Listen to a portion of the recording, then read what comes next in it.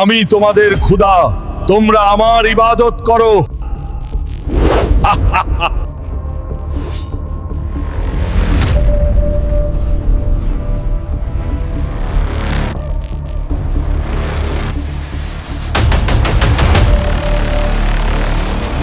এক আল্লাহ ছাড়া কোনো ইলাহ নেই, তোমরা এক আল্লাহর উপর ঈমান আনো। ওকে আগুনে পুড়িয়ে মার, আমি এই দুনিয়ার খোদা। এই পৃথিবীর প্রতিটি বালুকণা আমার ইশারায় চলে। কে ছিল সেই অহংকারী রাজা যে স্রষ্টার দেওয়া ক্ষমতার অপব্যবহার করে নিজেকে খোদা দাবি করেছিল? কেন সে একজন নবীর কাছে যুক্তিতে হেরে গিয়ে ইতিহাসের সবচেয়ে ভয়ঙ্কর আগুন জ্বালিয়েছিল?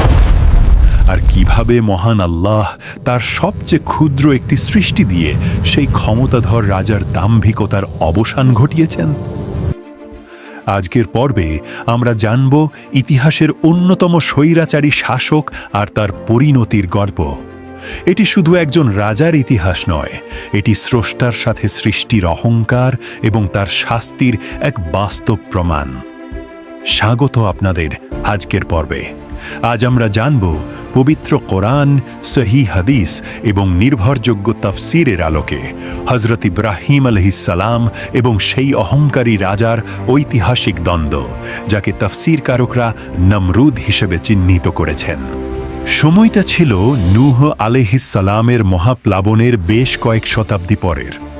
মহাপ্লাবনের পর মানুষ ধীরে ধীরে আবার শিরকে ফিরে যায়। মেসোপটেমিয়া বা বর্তমান ইরাকের অঞ্চলে মানুষ আবার মূর্তি পূজায় লিপ্ত হয়। আর ঠিক সেই সময়ে সেখানকার শাসন ক্ষমতা ছিল এমন একজন রাজার হাতে, যার ক্ষমতা, সম্পদ আর সৈন্যবাহিনী ছিল বিশাল। পবিত্র কোরআনে এই রাজার নাম সরাসরি উল্লেখ না করা হলেও সূরা বাকারার 258 নম্বর আয়াতে এর কথা স্পষ্টভাবে এসেছে। কোরআন বলছে, আল্লাহ তাকে বিশাল রাজত্ব বা ক্ষমতা দিয়েছিলেন, কিন্তু এই ক্ষমতাই তার জন্য কাল হয়ে দাঁড়ায়। ক্ষমতার মোহে অন্ধ হয়ে সে স্রষ্টার অস্তিত্বকে অস্বীকার করে বসে। সে তার প্রজাদের ওপর অত্যাচার শুরু করে এবং এক পর্যায়ে নিজেকে উপাস্য বা রব হিসাবে দাবি করে বসে।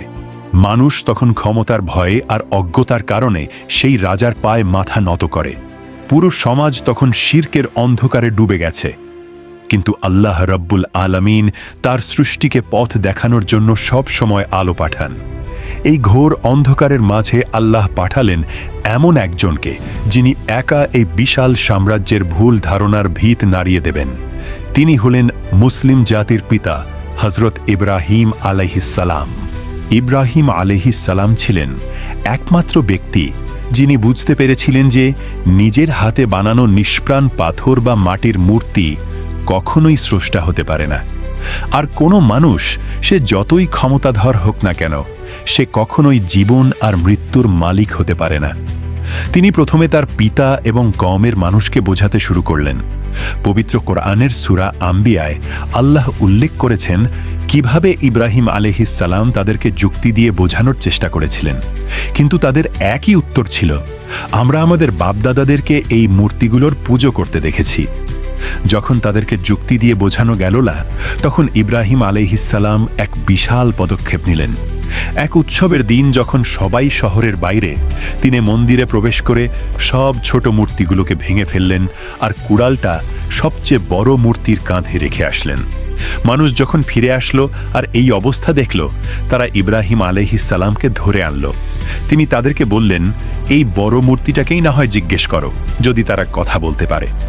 এই কথায় তাদের বিবেক কিছুক্ষণের জন্য নড়ে উঠল। তারা বুঝতে পারল এই মূর্তিগুলো কথা বলা তো দূরের কথা, নিজেদের রক্ষা করারও ক্ষমতা রাখে না। কিন্তু অহংকার আর পুরনো প্রথায় অন্ধ মানুষগুলো সত্যকে মেনে নিতে পারল না। তারা তার চমৎকার যুক্তির কাছে হেরে গিয়ে একজোট হয়ে তাকে শাস্তি দেওয়ার সিদ্ধান্ত নিল। এই ঘটনা সেই অহংকারী শাসক, যাকে তাফসীরে নমরুদ বলা হয়েছে, তার কান পর্যন্ত পৌঁছালো। সে ইব্রাহিম আলাইহিসসালামকে তার রাজদরবারে তলব করল। শুরু হলো মানব ইতিহাসের সবচেয়ে লজিক্যাল আর রোমহর্ষক এক তর্ক। কোরআনের সূরা বাকারার 258 নম্বর আয়াতে আল্লাহ এই কথোপকথন খুব স্পষ্টভাবে তুলে ধরেছেন। রাজা অহংকারের সাথে জিজ্ঞেস করল, কে তোমার রব? কার কথা বলছো তুমি? ইব্রাহিম আলাইহিসসালাম খুব শান্ত আর ধীর কণ্ঠে উত্তর দিলেন, আমার রব তিনি, যিনি জীবন ও মৃত্যু দান করেন। এই কথা শুনে রাজা হেসে উঠল। সে ভেবেছিল তার কাছেই জীবন মৃত্যুর ক্ষমতা আছে।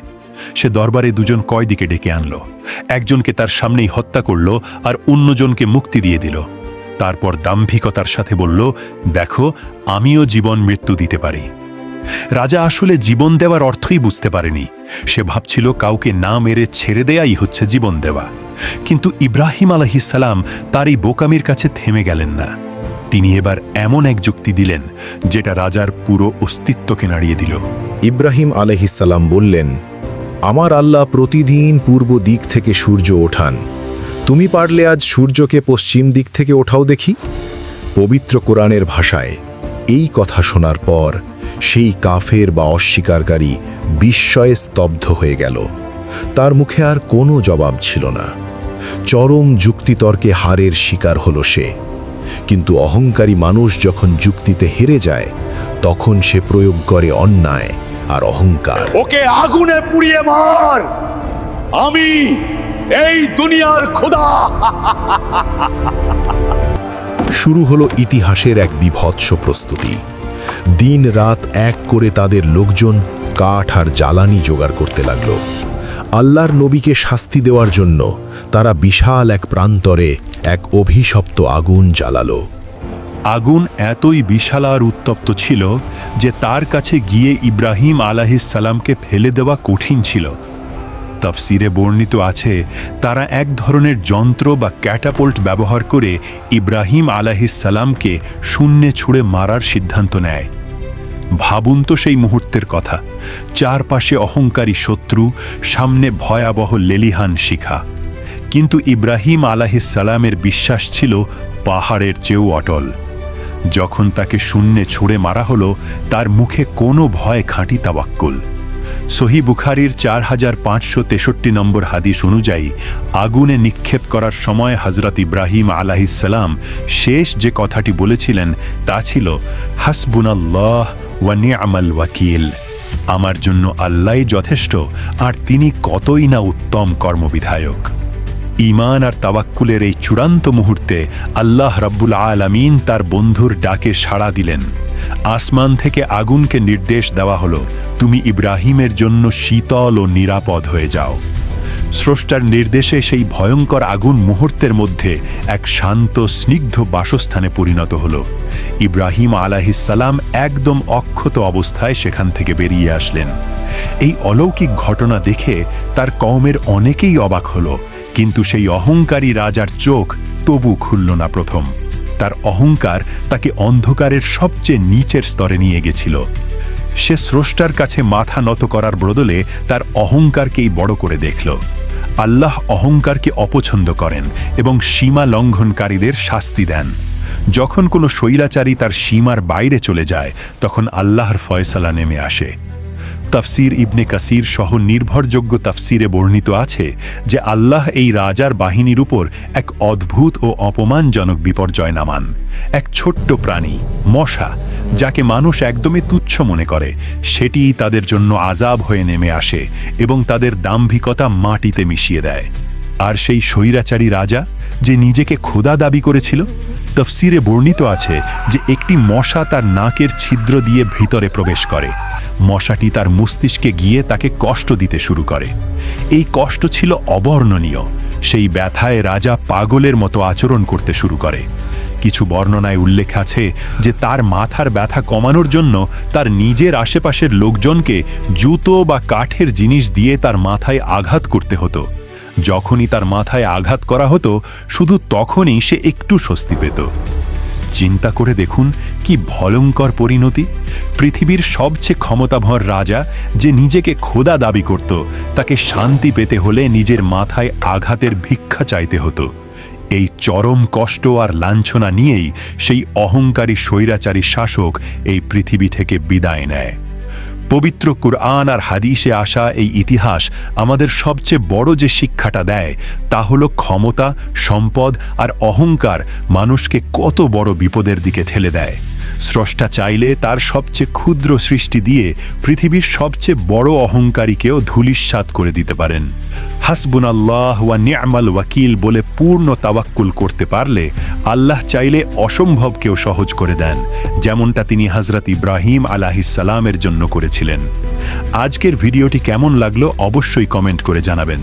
আগামী পর্বে আমরা জানব বারমুডা ট্রায়াঙ্গেলের অবাক করা রহস্য আর তার সাথে ইসলামের কোনো কানেকশন লুকিয়ে আছে কিনা।